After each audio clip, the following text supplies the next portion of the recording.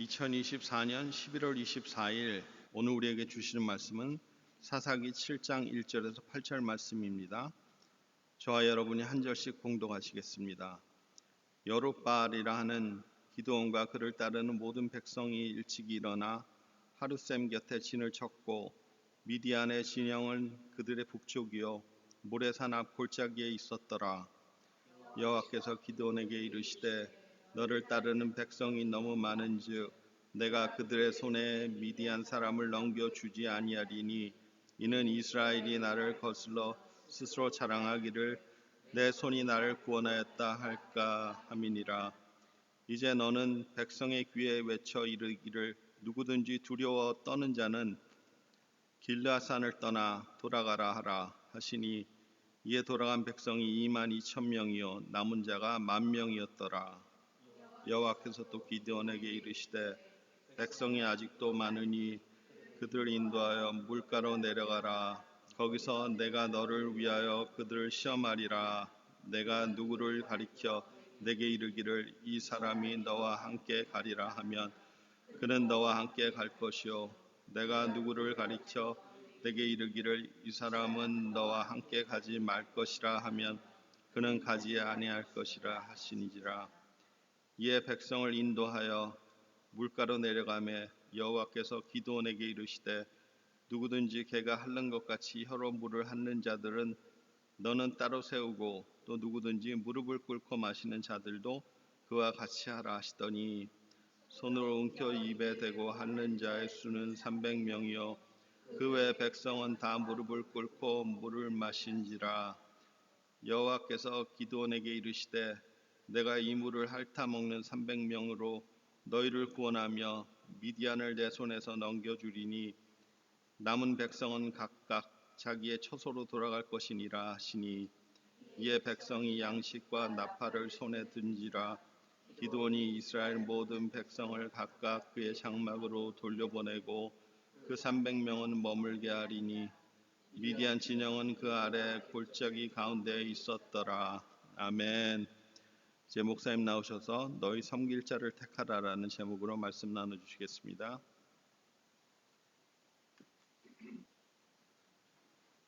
오늘은 말씀의 세 가지 차원이라고 하는 설교 제목의 부제를 달아보았습니다. 하나님 말씀에 여러 가지 관점, 차원이 있다는 것입니다.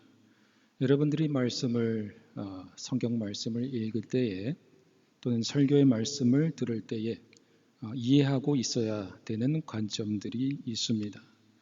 어떨 때는 하나님께서 위로와 은혜의 말씀을 주로 하실 때가 있습니다. 어떤 때는 하나님이 회개를 촉구하시기도 하시며 꼭 야단을 맞는 것 같은 느낌의 설교도 있습니다.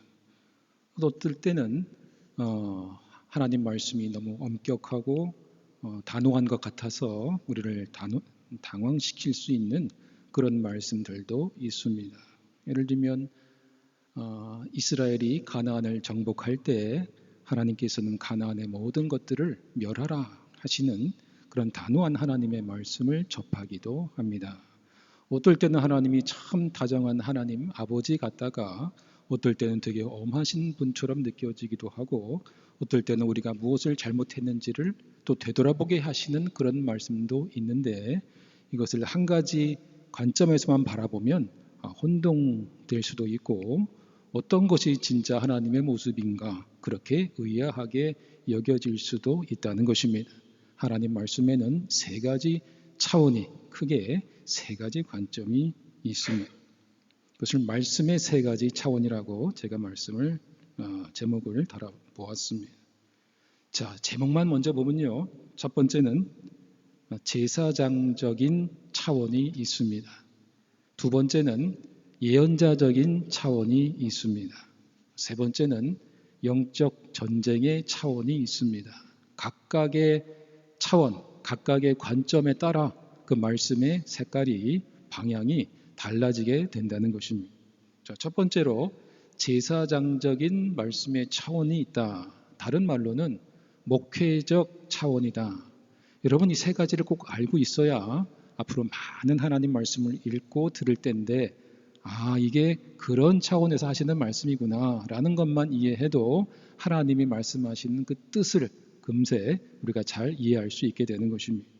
제사장적인 차원 무엇입니까? 제사장이 하는 일은 무엇입니까? 하나님과 사람 사이에 서는 것입니다. 그렇죠? 다른 말은 목회적인 차원이다라고 얘기할 수 있습니다. 제사장들은 또 목회자들은 기본적으로 무엇을 합니까? 사람의 편에 서서 하나님께 긍휼을 구하고 자비를 구합니다. 그렇죠? 인간이 부족한 것이 너무 많죠. 또 죄인이기 때문에 얼마나 많은 죄를 짓겠습니까? 거룩하신 하나님을 잘 뵙지도 못할 것인데 그때 제사장들은 또 목회자들은 제사장적인 차원에서 하나님 이 백성을 이분을 긍휼히 여겨주세요. 자비를 베풀어 주세요. 은혜를 주시옵소서라고 그렇게 구하는 것입니다. 그러니까 핵심이 어디에 있습니까? 사람의 형편을 알려드리고 사람의 사정을 알려드리고 주여 죄를 지었지만 불쌍히 여겨 주시옵소서. 예를 들면 모세의 기도가 그런 기도가 많이 있었고요. 아브라함도 또 죄인을 위해서 중보하는 중보의 기도를 드리기도 했었고 예수님도 대제사장이시면서 또 목자로서 저희들을 불쌍히 여기시고 또 주님께서 대제사장적인 기도를 항상 드리셨다는 것을 우리는 알 수가 있습니다. 중보의 기도 이런 것들이 바로 제사장적인 차원의 말씀이라고 얘기할 수 있고요. 이런 유의 말씀의 메시지의 핵심은 어떤 것들입니까? 용서하심이, 위로의 말씀이, 하나님의 사랑의 말씀이, 믿음을 세우시는 말씀, 또 용기를 주신 말씀, 이런 우리가 은혜를 받을 수 있는 말씀들의 메시지들이 이어집니다. 이제 보통 10편의 말씀, 10편의 설교를 보면 한 7, 8편 정도는 이런 목회적 차원의 말씀들이 많이 있다. 우리가 은혜를 쉽게 받을 수 있는 말씀들입니다. 그런데 오해는 무엇입니까? 이렇게 하는 것이 하나님 말씀의 전부이다라고 생각하면 그것은 오해라는 것입니다. 이 말씀이 아니라 다른 말씀이 올 때는 이해가 안 되고 받아들여지지 않는다는 것이 하나의 문제이며 오해일 수 있습니다. 두 번째 차원과 세 번째 차원이 있습니다. 두 번째 차원의 말씀은 예언자적 차원입니다. 선지자적 차원이라고 말씀할 수 있습니다. 앞서 제사장적인 차원과는 다르게 그때는 제사장들은 무게중심이 사람에게 좀 더 있었다고 본다면 예언자적인 차원은 무게중심이 어디에 있습니까? 하나님 편에 더 있습니다. 그래서 하나님 편에 서서 죄에서 돌이키지 않는 사람에게 경고하시거나 직언을 하시는 그런 종류의 말씀들이 있습니다. 예를 들면 다윗과 같은 경우에 다윗이 왕이 되기까지 하나님이 얼마나 용기를 주시고 위로해 주시고 사랑의 말씀, 세워주시는 말씀을 많이 하셨습니까? 그런데 다윗이 왕이 되고 나서 죄로 인해 타락하고 실수하게 되자 하나님의 말씀의 톤이 바뀝니다.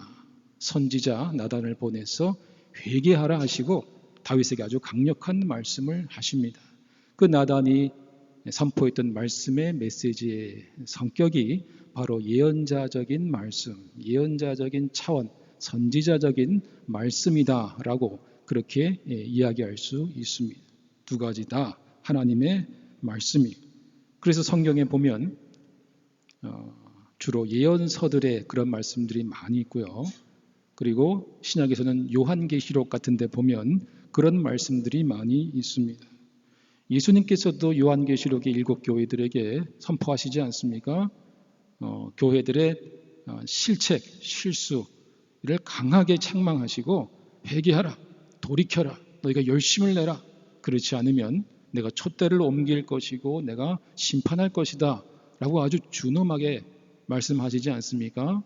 우리의 사랑이며 목자 되신 주님의 모습도 있지만 한편으로 그렇게 죄에서 돌이키라고 하는 강력한 메시지를 전달할 때도 있으니 예수님이 왜 그런 말씀을 하셨을까요?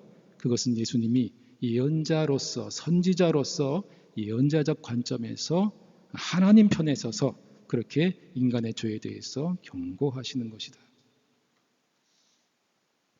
그래서 메시지의 그 내용들을 보면 주로 어떤 말씀이 됩니까? 돌이키라, 돌아오라, 그것은 죄이다, 회개하라, 회개치 않으면 망할 것이다. 그러면서도 마지막에 그러나 너희가 회개하고 돌아오면 내가 반드시 희망, 소망을 줄 것이고 너희가 회복될 것이다. 이 말씀을 꼭 잊지 않는데 이 메시지들이 강하게 나오는 곳이 바로 이사야, 예레미야, 에스겔에 쭉 나오는 그 예언서, 선지서들에 보면 이런 메시지들이 계속해서 나오고 있는 것을 볼 수가 있습니다. 이런 메시지들을 들을 때 오해가 있습니다. 이것은 되게 야단 맞는 느낌이다. 또는 이것은 치는 설교다. 이것은 하나님은 사랑이신데 왜 이런 말씀을 전하실까? 이것은 하나님 말씀이 아니야. 라고 생각한다면 이것은 결정적인 오해가 됩니다. 여러분의 자녀가 자식이 죄에 빠져서 죽어가고 나쁜 일을 행하고 정신을 못 차리고 그렇게 악으로 달려가고 있는데 가만히 방관하거나 또는 괜찮아, 위로와 사랑과 은혜의 그런 말들을 해주는 부모가 과연 합당한 부모이겠습니까? 악으로 가고 멸망으로 간다면 어떤 말을 해서든지 꾸짖어서라든지 또는 매를 때려서라도 그 악한 길에서 돌아오도록 그렇게 강하게 말해야만 하는 것이 부모이듯이 하나님께서 거기서 돌이키지 않으면 망할 것이다, 멸망할 것이다 라고 그렇게 책망하시는 말씀. 오늘 하나님께서 주시는 메시지는 야단치는 것이 핵심이 아니라 나에게 돌이키라는 것이구나. 내가 혹시 잘못된 길로 갈 수 있는지를 스스로 살피고 깨달으라는 것이구나. 내 마음이 나도 모르게 높아졌구나. 하나님의 말씀을 듣고 다시 겸손을 회복하고 하나님 앞에 돌아와야겠구나 라는 마음을 품는 것이 그것이 말씀을 잘 이해하는 것이더라라는 거예요. 그래서 목회적 설교가 7, 8번이라면 이런 것들은 한 2, 3번 정도가 해당이 되는 것입니다. 어디에서 어떤 교회에서 어떤 말씀을 듣든지 그 메시지가 이런 맥락에서 주시는 것이다 라고 생각하면 하나도 버릴 것이 없게 됩니다. 세 번째 차원은 영적 전투의 차원이 있습니다. 이것은 또 다른 하나님의 메시지입니다. 영적 전투, 전쟁시는 전시라는 것입니다. 평시가 아니라 전시 때의 이야기입니다. 여러분, 이 평상시에 할 수 있는 것과 해도 되는 것, 안 해도 되는 것들이 있는데 이 모든 것들이 전시에는 완전히 상황이 달라진다는 것이어서 적용하는 것, 또 이것을 어떻게 해야 되는지에 대한 모든 기준과 관점이 달라지는 순간이 온다는 것입니다. 전쟁의 순간에는 뭐가 중요합니까? 결단을 내려야 돼요. 더 이상 기다리거나 오래 참거나 또 다른 것들에 대해서 시간을 낭비할 수 있는 그런 여유가 없고 이제는 결단을 해야 돼. 에스더는 이스라엘 백성들이 유대 민족이 죽느냐 사느냐 하는 그 과정에서 결단을 내려야만 했습니다. 죽으면 죽으리라.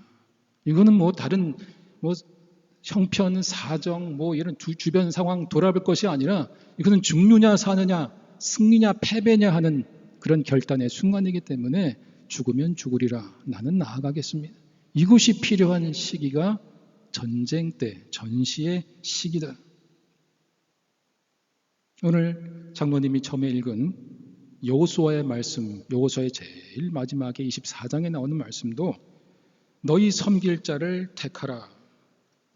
너희가 가나안 땅의 신을 섬길 것인지 영원히 여호와를 섬길 것인지 24장 15절에는 너희가 섬길 자를 스스로 택하라 라는 말씀을 합니다. 너희가 보았지 않느냐? 우리가 여호수아와 그의 군대들이 가나안 땅을 오랜 시간 동안 정복하면서 그 보아왔던 하나님이 함께 하시면 이기고 하나님을 우리가 떠나면 졌던 그 수많은 전쟁을 이제 다 보았으니 너는 이제 선택하라. 하나님을 선택할 것인지 아니면 너희가 좋아 보이는 그 가나안 땅의 신과 문화와 그들의 삶에 젖어서 살아갈 것인지를 너희는 선택하라.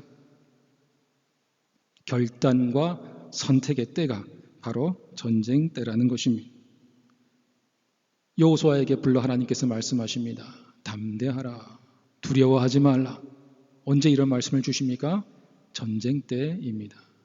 평상시에는 하나님이 평상시에 주시는 평안함은 위로와 안식입니다. 그러나 전쟁 때 주시는 평안함은 그것이 바로 담대함이라는 것입니다. 이 전쟁 때에는 우리 모두가 하나가 되어야 할 때가 아니라 분리되어야 할 때입니다.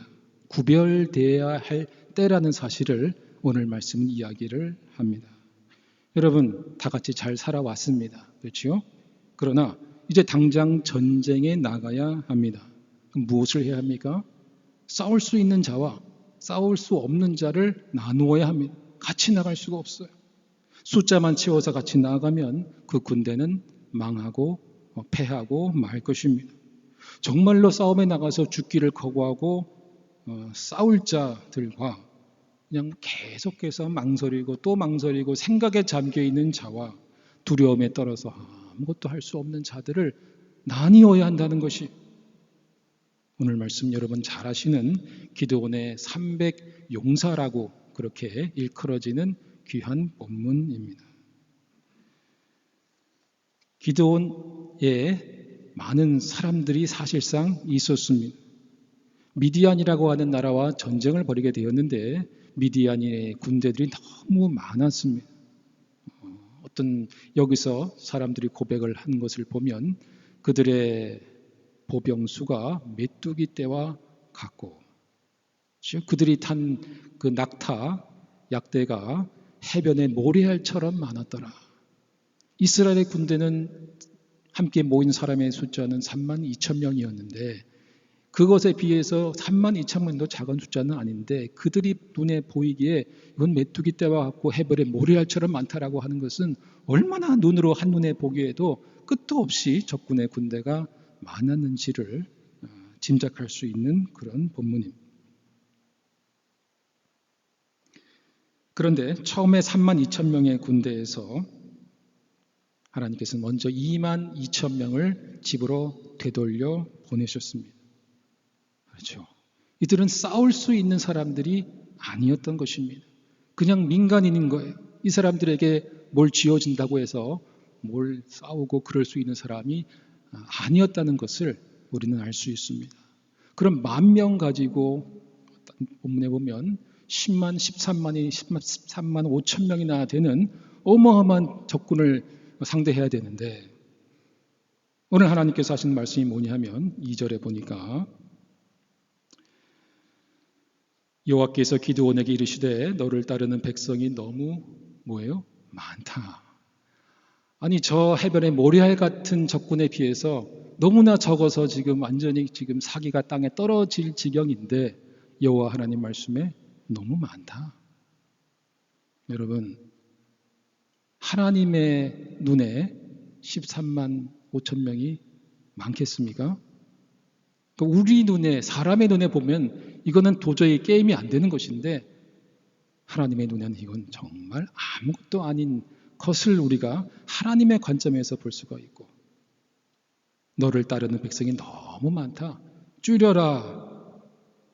왜냐하면 너희가 백성들이 많이 군사들이 많으면 너희가 많아서 너희가 세서 너희가 전력이 강해서 이겼노라 라고 그렇게 사람들이 말하고 생각할 것을 하나님께서 원치 아니하신다라고 하나님의 의도를 밝혀주셨습니다. 그러면서 3절에 이제 너는 백성의 귀에 외쳐 이르기를 누구든지 두려워 떠는 자들은 돌려보내라.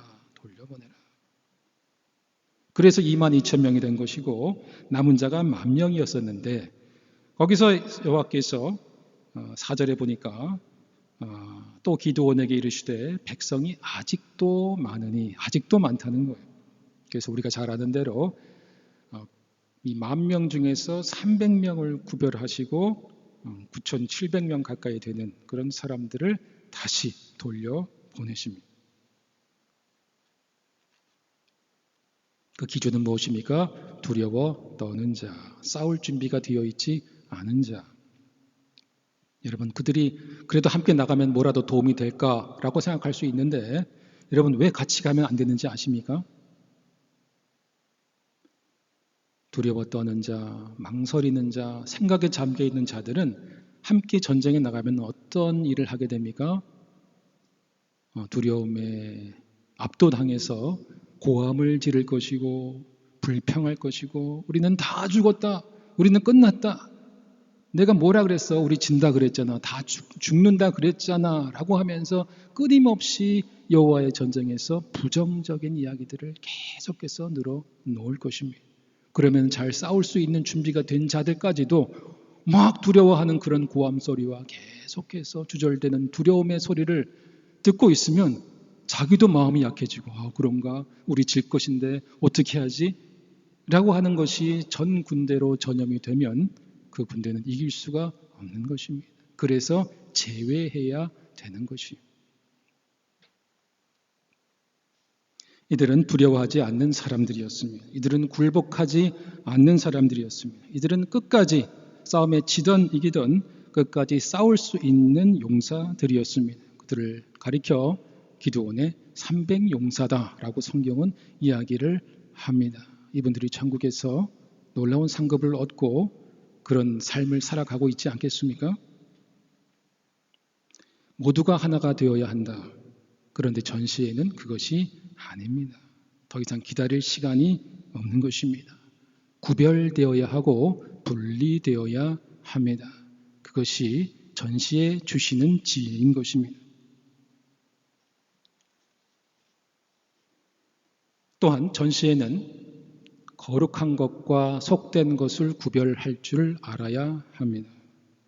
우리는 가끔 하나님 말씀을 읽을 때에 하나님께서 가나안 전쟁하시면서 가나안 땅의 사람들을 다 멸하라, 심지어 어린아이들과 갓난아기까지 멸하라, 죽이라 하신 말씀을 많이 봅니다. 여러분들 이 말씀을 들을 때 어떻습니까? 아니, 애들이 무슨 죄가 있어? 아니 가축들이 무슨 죄가 있어?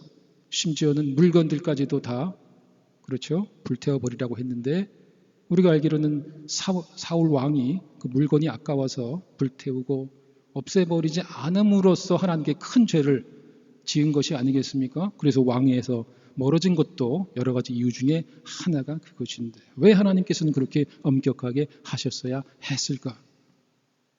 영적 전투의 차원의 맥락을 모르면 이해할 수가 없는 것입니다.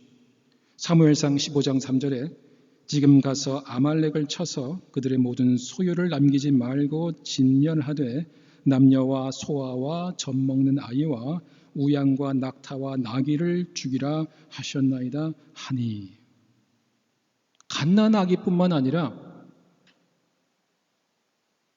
동물들까지 가축들까지 멸하라.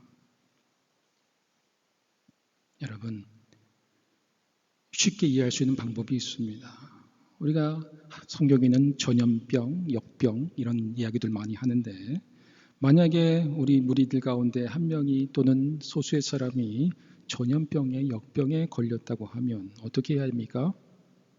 그 사람이 아무리 불쌍하고 아무리 그 사람 사정이 딱해도 분리되어야 하는 것이고 격리해야 하는 것입니다. 그 이유는 그것을 허용하면 모든 사람에게 이 좋지 못한 것들이 전염되고 오염되기 때문에 그렇게 하는 것이 당연하고 마땅한 것입니다. 세상의 모든 전염병보다 더 무서운 것은 무엇입니까? 인간의 죄입니다. 죄를 허용하고 죄를 지어줘 좋다라고 그렇게 죄를 풀어버리면 처음에는 작은 죄, 소수의 죄일지라도 나중에는 온 하나님의 사람, 하나님의 백성들을 다 뒤덮어서 백성들 전체가, 나라 전체가 죄로 망하게 될 것이니 하나님은 그것까지 보신 것입니다. 여러분들이 아무리 불쌍하게 보이는 그런 사람이 있을지라도 여러분 가정에 자녀들이 있는데 정말 죄질이 좋지 못한 사람을 여러분의 가정에 들이시겠습니까? 어림도 없는 일이 아니겠습니까? 그런 것들은 분리되어야 하는 것입니다. 하나님은 우리를 죄인들을 불쌍히 여기시지만 그 죄인이 끝까지 하나님 앞에 나와서 회개하거나 돌이키지 아니하고 죄를 붙잡고 놓지 않을 때에는 하나님은 분리될 것을 말씀해 주시는 것입니다.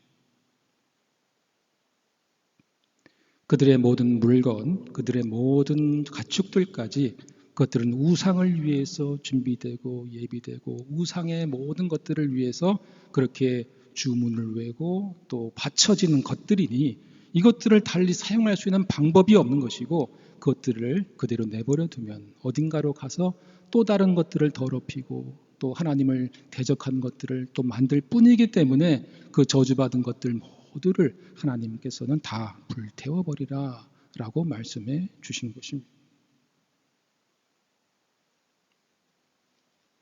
이런 차원에서 우리의 교회도 마찬가지입니다. 신약에서는 교회 안에 있어서는 안 될 것들에 대해서 말씀해 주십니다. 예를 들면 거짓된 가르침, 그 한 줄 한마디라도 거짓된 가르침에 대해서 경고하시고 이 사도들이 그것에 대해서 아주 단호한 입장을 그렇게 가지고 있었다는 것을 우리는 알 수가 있습니다. 거짓 전도자, 거짓 선지자들을 내쫓아라. 그들의 말을 듣지 말라. 또 어떤 사람이 마음에 쓴뿌리를 가지고 있으면 그 쓴뿌리가 모든 사람들에게 그렇게 버섯처럼 전염성을 가지고 있기 때문에 그 쓴뿌리를 제하라 말씀하시고 교회 안에 모든 비방하는 것과 험담하는 것과 교회 그리스도의 몸을 찢는 것들에 대해서 아주 단호하게 초대교회에서는 대처했던 것을 봅니다. 그것을 모르고 하는 영혼들이 불쌍한 것은 맞지만 그것을 허용하게 되면 하나님의 몸된 교회와 모든 성도들이 함께 멸망의 길로 갈 수밖에 없기 때문에 그런 영적인 전쟁의 차원, 특별히 사단이 어떻게 우리를 공격하고 무엇을 통해서 역사하고 있는지를 올바르게 분별하고 단호하게 그것을 베어내야 합니다. 사랑하는 베드로였지만 주님께서는 사단아 물러가라 말씀해 주심으로써 사단이 언제든지 우리에게 공격해오고 거짓된 생각과 말을 할 수 있음을 우리가 분별하면서 그것들을 제거해야 된다는 사실을 영적 전쟁의 측면을 통해서만 우리가 바로 이해할 수 있는 것이다. 정리합니다. 첫 번째로 오늘 말씀의 핵심은 하나님 말씀의 세 가지 차원을 잘 이해하라는 것입니다. 들을 때 오해가 없도록 하고 하나님이 어떻게 어떤 맥락에서 이 말씀을 주시는지를 미리 우리가 생각하고 그 큰 베이스만 기억하고 있으면 하나님 오늘은 그 말씀을 주시는군요. 그 의도에 따라서 내가 잘 듣게 하시고 주님 말씀대로 따르며 살아가게 하여 주시옵소서. 그래서 하나님 말씀을 내 기준, 내 판단으로 듣지 말고 하나님의 입장과 관점에서 듣도록 하라는 것입니다. 두 번째는 지금은 영적 전투의 때요. 마귀와의 전쟁에서 반드시 이겨야 될 때라는 것입니다. 영적 전쟁의 때는 무엇이 필요합니까? 결단의 때, 또 구별돼야 될 때, 선택해야 될 때라는 것입니다. 내가 무엇을 선택하고 무엇을 위해 싸워야 할지를 단호하게 결정하고 담대히 싸움터에 나가서 싸워야 할 때라는 것입니다. 할 수만 있다면 민간인으로서 살지 말고 그냥 전쟁의 구경꾼으로 사는 것이 아니라 하나님이 나를 군대요 군사로 싸울 자로 부르셨다는 것을 깨닫고 기도원의 300용사처럼 하나님 내가 두려워하지 않고 굴복하지 않고 주의 말씀 그대로 준행하며 그렇게 싸움터에 나가서 담대히 싸우게 하옵소서.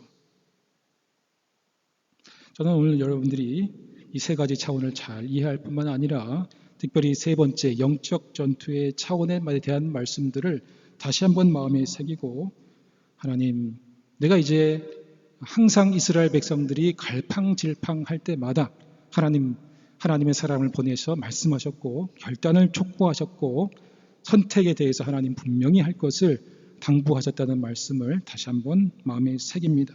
이제부터 마음을 새롭게 하여 하나님을 섬기게 하시고 오직 하나님만 섬기게 하시고 하나님의 말씀을 지키게 하시고 하나님의 나라를 세우는 그런 선택을 하며 살아가게 하옵소서.